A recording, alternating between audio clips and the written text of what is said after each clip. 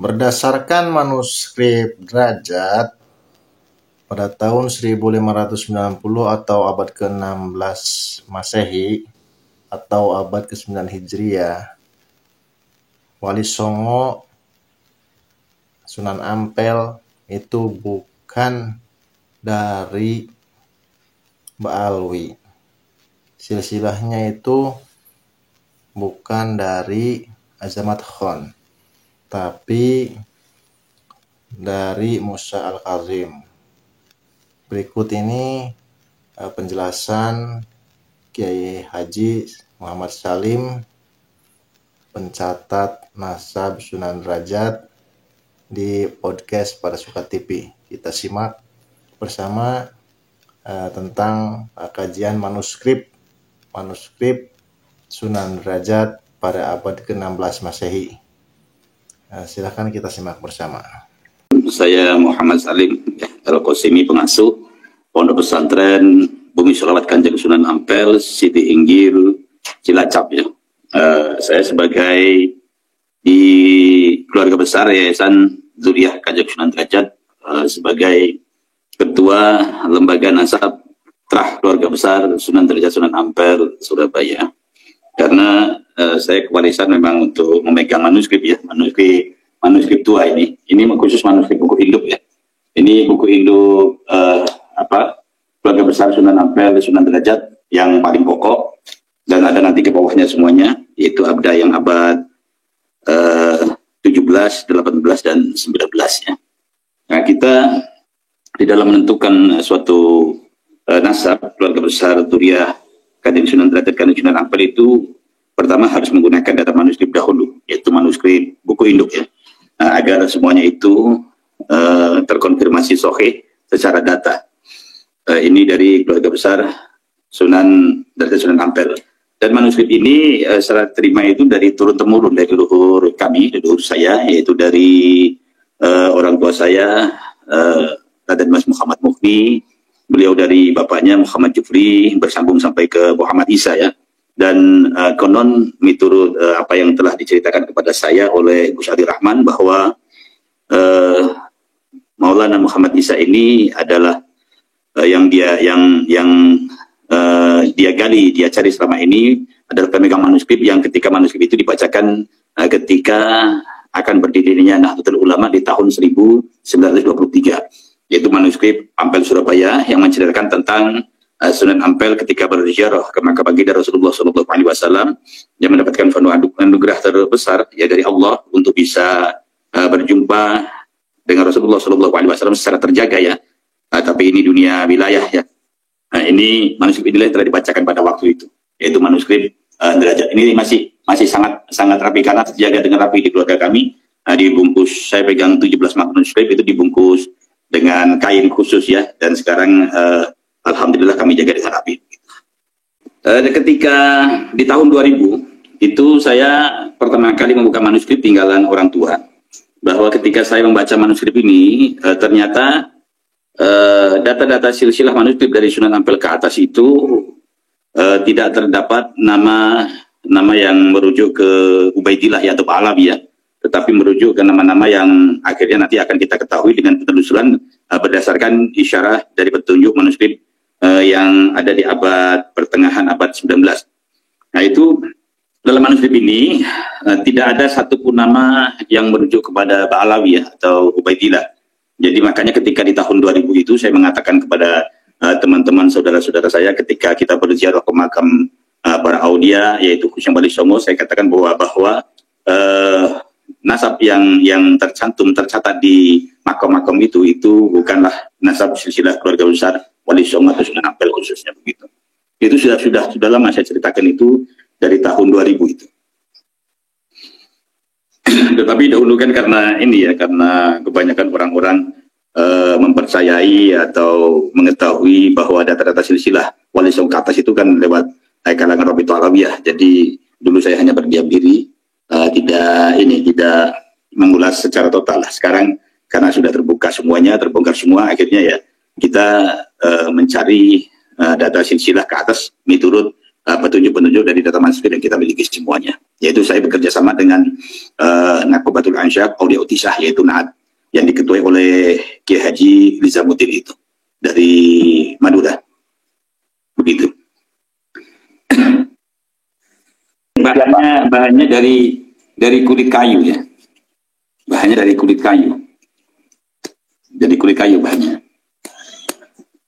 Jadi bukan dari kertas. Ini tahun 1590 Masehi, kalau dimasehikan ini.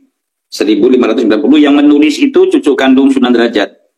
Sunan Derajat itu memiliki putra laki-laki 3 orang, ya, yaitu pertama itu dari istri putra Abdul Qadir Gunung Jati, yang kedua dari istri Sedayu. Dari putri Sunan Gunung Jati itu beliau berputra 2, ya, orang laki-laki. Saya tidak menceritakan perempuannya, tapi laki-laki saya ceritakan bahwa yang pertama adalah Muhammad Arif, yang kedua Ja'far Shodiq.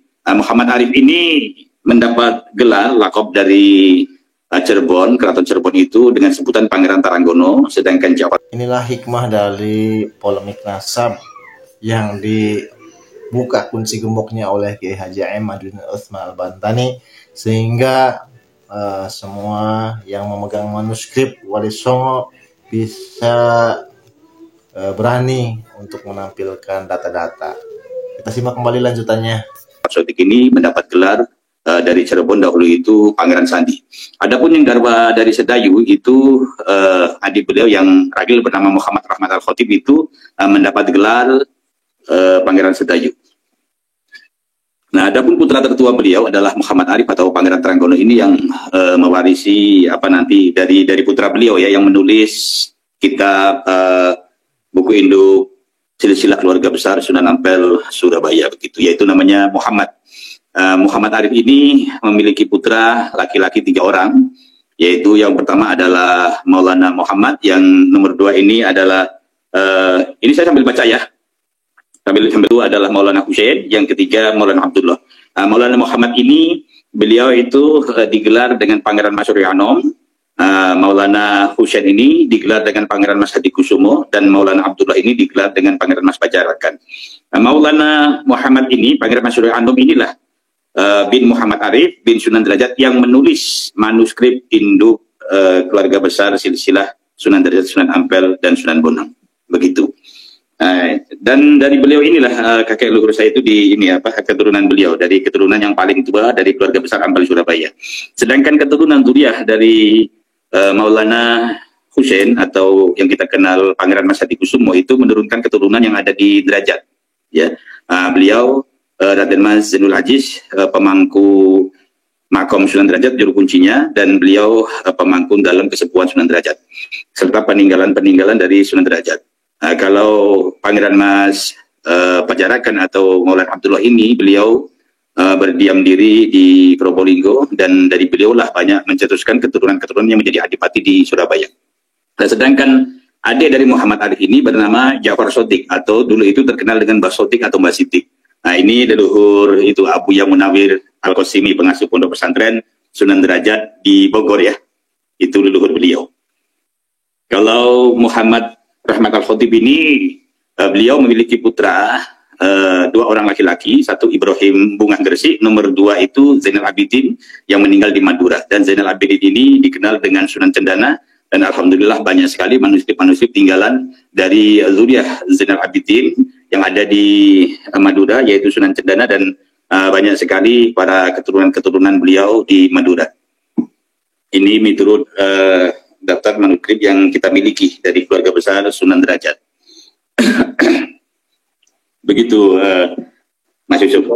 Ya. Ya, baik. Jadi memang ini sangat beruntung kalau 1000 sekian, berarti hijriahnya abad berapa hijriah itu manuskrip itu ditulis? Hijriahnya abad berapa itu? Tadi saya cari lagi di pertengahan itu. Abad berapa itu kalau hijriahnya? Saya kurang tahu. Abad 9 mungkin ya.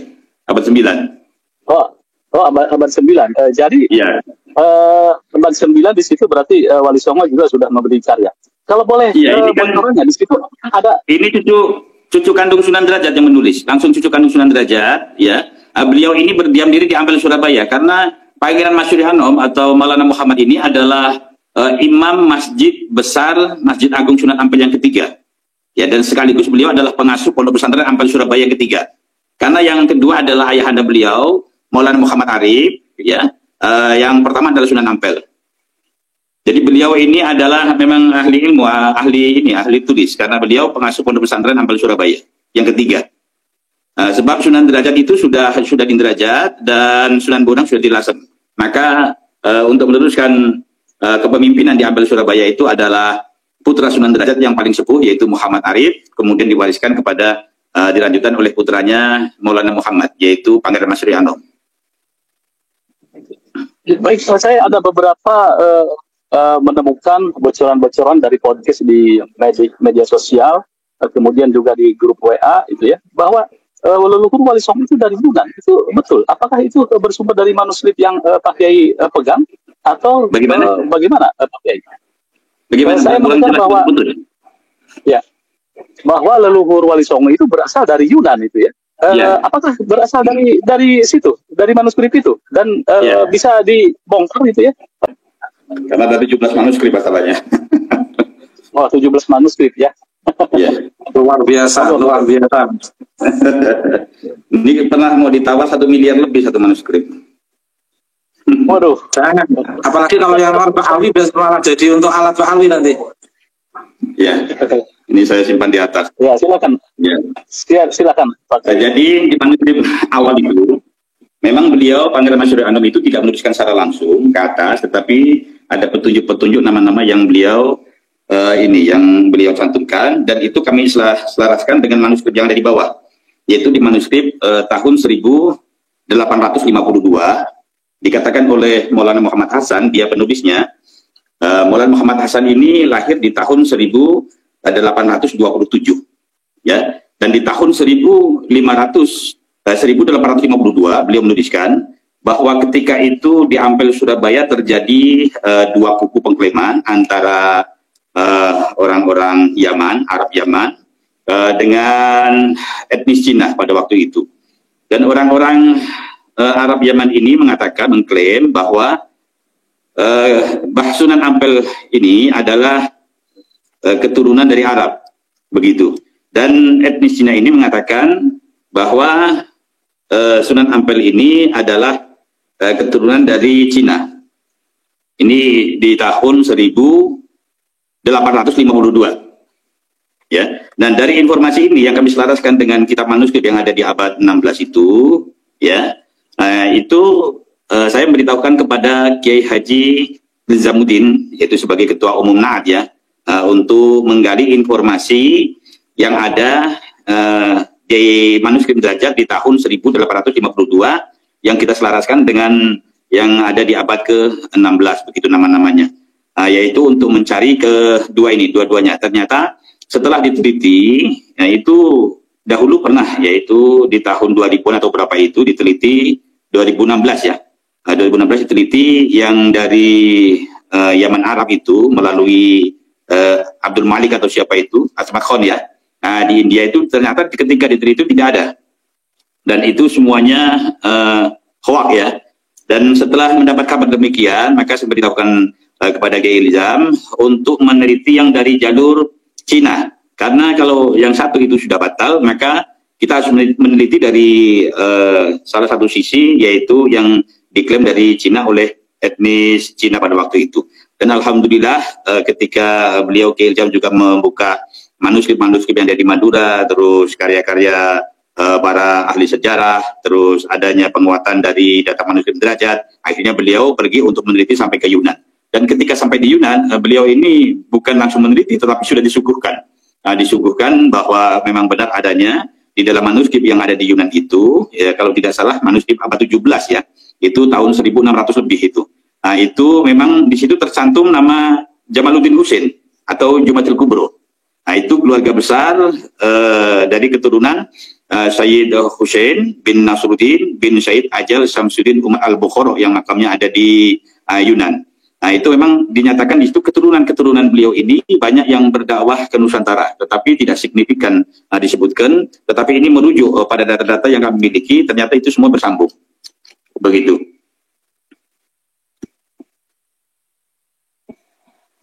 Baik, hasil dari penelusuran dan kompilasi data yang digunakan itu seperti apa?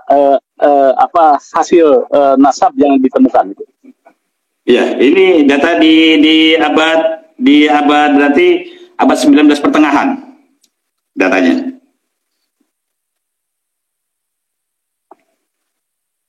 Di abad 19 pertengahan. Dan itu adalah sumber petunjuk kita semua untuk menggali silsilah yang sampai ke Yunan. Ya.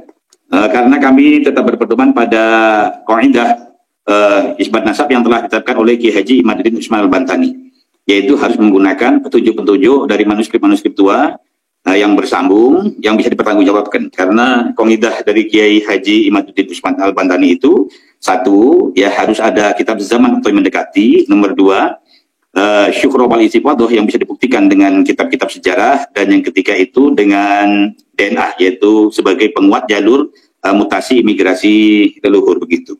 Dan itu alhamdulillah kami lakukan dan semuanya insya Allah sahih. Oke, pemirsa pada Suara TV itulah sekelumit tentang manuskrip. Dan ini manuskripnya asli, Kiai? Ya, aslinya memang tinggalan keluarga dalam bentuk ini ya, apa kulit kayu lontar atau apa itu? Saya nggak tahu kulit apa ini, tapi yang jelas dari kayu, dari kulit kayu. Demikian tadi penjelasan dari Kiai Haji Muhammad Salim yang selama ini kita ketahui, dan ada manuskrip di Cirebon juga yang menuliskan bahwa Wali Songo itu ke Baalwi. Setelah ditelitikan itu manuskripnya buatan Salim bin Jindan.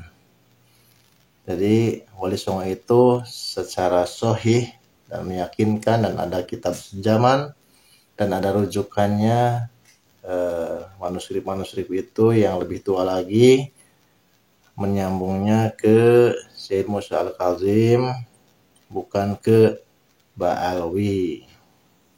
Jadi kita harus banyak mengkaji, jangan sampai sejarah itu dibelokkan oleh oknum-oknum tertentu dari kaum Baalwi. Wassalamualaikum warahmatullahi wabarakatuh.